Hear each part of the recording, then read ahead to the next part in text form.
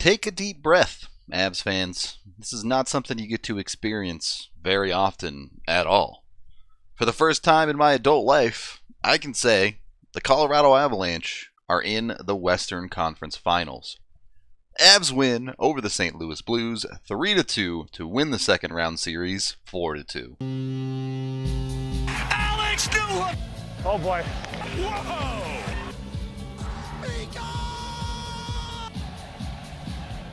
It was a great hockey game. It was a great series. I do want to give the St. Louis Blues some credit here. They played very well. They're a good hockey team. The Avs are just a little bit better. And I think this game particularly proved top to bottom the Avs were just a little bit better, because it was the depth scorers that get the Avs over the hump, that slay the demon they've been trying to kill for so long now. An all-around great hockey game from Colorado. They outshot St. Louis 39-20 in the game, and it was impeccably consistent as well. The Avs putting up 13 shots in every single period and giving up 7, 7, and 6 to St. Louis by period. Just perfectly even quality hockey. It was a pretty long road for the Avs to get rewarded for their quality play in this hockey game, though. Despite looking like the better team, in my opinion, in every single period, not only do the Avs not score in the first period, they give up a goal very late in it. The Avs are collecting a puck in their own zone. They have full, clean possession. This should be out every single time. Bo tries to throw it up the wall, but gets pretty firm with it, and the Avs aren't able to control it, so it's kept in at the blue line. The Blues do get a little bit lucky here. That thing is just slapped back into the zone and perfectly comes to rest on a Blues stick. A little unfortunate for Colorado, but this is still a pretty standard defense. They only have 2 people in the zone, and you'll see Nick Aube-Kubel just kind of floats back deep into the zone when he should be the high forward as this play develops. He thinks he's taking Tarasenko, but he's got to let that go through to Byram, and then Knack needs to step out to cover the high part of the zone. Otherwise, Justin Falk walks all the way into the middle of the ice, all the way to the top of the circles, maybe even a little bit inside of that, before ripping one past Darcy Kemper. A great shot from a dangerous area. The Avs aren't a perfect hockey team. They made a number of mistakes in this game, but it didn't feel like they really made that many. St. Louis just did a good job of punishing some of the ones they could. And honestly, at times when Colorado's top lines weren't quite getting the job done, you started to question things a little bit during this hockey game. But you see, playoff hockey is funny. Sometimes it's the guys who have been extremely quiet that show up in the big moments. The Avs get on the board in the second period in this hockey game with the first goal of the playoffs for the Redhead. Makar on the breakout here is able to get a puck up quick. The Blues have been out in the ice for a very long time, and Makar with a quick breakout keeps Nick Leddy on the ice. He's been out there for something like 3 minutes. It's pretty ridiculous. So the Avs getting up quick not only catches Leddy still out, but also on his offside defending. As Burakovsky gains the zone, he pulls up, and just coming off the bench, Makar and Taves are swapping off. Josh Manson is getting on. He's able to skate into the zone, take advantage of some tired legs, does this pull-up fake look back to the point that gets everyone flat-footed before turning back and just finding a bunch of open space as everyone was reading back to the point.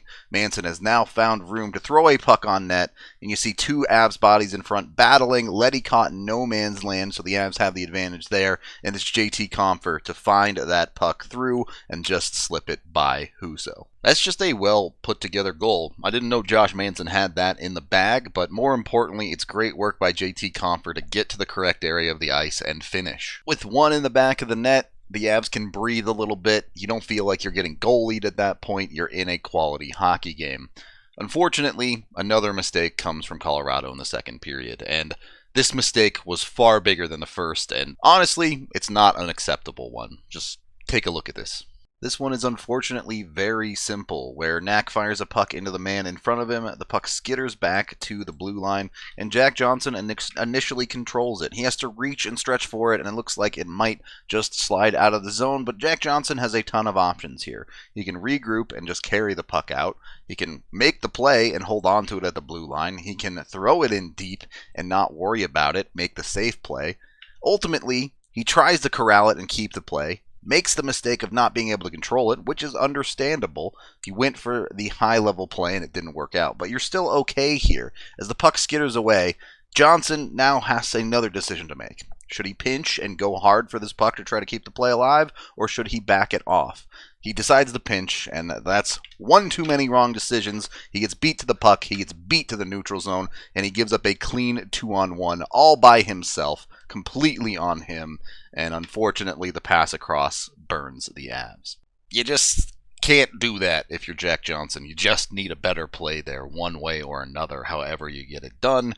The Avs pay the price. They're down by 1 in the second period, and it nearly got significantly worse, but Josh Manson might just be the top human, at least for this hockey game. Kemper gets caught sliding across both sides of his crease and eventually just way overcommits to Jordan Kyrou and slides off into outer space, but thankfully, Josh Manson, somewhere in his brain, has played a little bit of goaltender. In this game, it did finally feel like the Avs got a little bit of good luck here and there, too. Honestly, that's just a great play from Manson to make up for Kemper's mistake. But also later in the game, you saw St. Louis hit a post, it come out, hit Darcy Kemper in the back, and still not go in the net. Finally, a little bounce here, a little bounce there, and that's all it takes for the Avs to be able to win this series. The Avs get a power play halfway through the third period, and the top unit has a decent one, but isn't able to finish. The second unit doesn't get out until maybe 20 seconds left in the power play, and that was all they needed. The second unit gets out there for one last rush on the power play. Devon Taves starts the breakout with a smooth little pass up to Bowen Byram. You'll notice the Avs didn't work the drop pass here. They just work it forward up the ice, and it works for them. Byram's able to get in the zone and just finds JT Compher at full speed getting in with a decent lane in to the net. The speed works well. Nick Leddy struggled. Tough series for Nick Leddy, but this is just a great shot from JT Compher, once again beating Ville Husso short side. It's pretty clear and consistent the Avs have a book that you shoot short side on Ville Husso. They've scored that way a number of times, and they've targeted it a number more against him, and it has worked. Not to take away from the brilliant execution of the Avs there. Goal number 2 for JT Compher, a guy who had been extremely quiet offensively up to this point, and he comes up in the biggest game so far of the playoffs. Those are the type of performances that come out of nowhere that championship caliber teams get. So now it's 2-2, and this game genuinely felt like it was destined for overtime. It didn't seem like either team was going to find a way to push through in regulation, but that's just not the case. I was flat out wrong with that feeling. In the dying moments, the Avs clinch the Western Conference Final off of, I wouldn't call it a pretty play, but it is a play. Avs have dominated the game, but it looks like it's heading to overtime. The breakout starts from behind their own net, and some good work by EJ to get up the wall and beat his man into the neutral zone. The play doesn't happen without this. He gets all the way to the blue line before handing it off, and you get a pretty ugly cross-ice pass here. It looked like it kind of gets caught in the middle. Not sure if he was trying to pass to Landy or Helm, but it goes to neither of them. Not very pretty. However, the Blues get caught on a play they run themselves very often. Landy with a little bit of a pick here. The Blues get caught deep in the zone. That allows Helm to not only collect the puck, but to walk into one, fire a clapper. Not only does it get through clean, it goes all the way into the net, and the Avs are moving on. Just as we all expected, Darren Helm ripping a puck by Ville Husso. Not even on the short side. He goes far side. 0 points for McKinnon. 0 points for Landeskog. 0 points for Makar. 0 points for Rantanen, and the Avs win this hockey game. And you know what? It's not all about points, because I thought the vast majority of the Avs played pretty darn quality hockey tonight. Your weakest two players were probably Rantanen and Val Nichushkin. That's 2 guys in your top 6, and you got away with it. Again, the Avs dominated possession in this hockey game. They looked extremely good top to bottom, and their depth is the ones that come through and reward them in the end. It was an extremely hard-working game where the Avs worked their tails off and got the job done. Even Darcy Kemper, in the third period, when asked to get the job done, he did. He didn't give up that third goal. He didn't give up that critical one that could make the game fall apart. Yes, he got a little bit of help from Josh Manson on that one, but after that, Kemper locked it down. And we're in a position where the Avs move on to the third round. It's the opposing team that gets to go off into their offseason and talk about the what-ifs and the buts. For the Avs, that round is over, and they're on to facing Edmonton. This is now officially the best team the Colorado Avalanche have ever had post-lockout. That is the end of this game video review. Thank you for watching. Head on over to thednvr.com. I am Rudo, and yeah, I kind of lost it when the Avs scored the winning goal. Pass to no one, but, Joshua Manson is the greatest human being alive! He cannot be stopped! What is happening? What is happening?